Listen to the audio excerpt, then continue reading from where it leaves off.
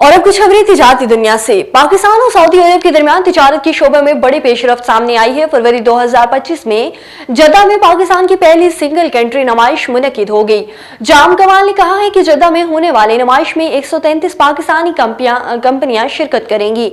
नुमाइश में pharmaceutical, surgical, textile, food, construction और ICT समेत अहम शोबों के स्टॉलर्स शामिल होंगे। उन्होंने कहा है कि पाकिस्तानी मसनूआत की आलमी सतह पर ब्रांडिंग के लिए ये नुमाइश अहम संगे मेल साबित होगी। जद्दा नुमाइश के जरिए मल्टी मिलियन लोगों तक पाकिस्तानी मसनूआत की रसाई मुमकिन है। और पाकिस्तान स्टॉक एक्सचेंज तारीखी बुलंदियों के छूने के बाद अचानक से मनफी जोन में जाने लगा। कारोबारी हफ्ते के पहले रोज कारोबार के आगाज पर ही स्टॉक मार्केट में शदीद मंदी देखने में आई है। ट्रेंडिंग के दौरान पाकिस्तान स्टॉक एक्सचेंज में 1300 से ज्यादा पॉइंट्स की कमी वाक़ई हुई, जिसके साथ स्टॉक मार्केट में 100 इंडेक्स 1,11,000 पॉइंट की नफसियाती हद पर आ गया। गुज़श्ता कारोबारी हफ्ते के आखिरी रोज भी स्टॉक मार्केट में कारोबार का इख्तिताम मनफी जोन में हुआ। 100 इंडेक्स 1,509 पॉइंट्स की कमी के साथ 1,12,414 पॉइंट्स की सतह पर बंद हुआ था।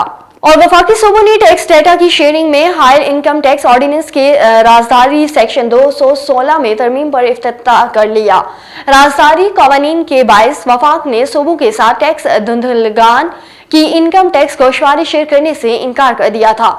एक्सप्रेस ट्रिब्यून को बताया कि रवां माह वजीर खजाना मोहम्मद औरंगजेब की ज़ेर सदारत नेशनल टैक्स कौंसिल के इजलास में वफाकी और सूबाई हुकूमतों के माबैन डेटा शेयरिंग के फुकदान पर बातचीत हुई है।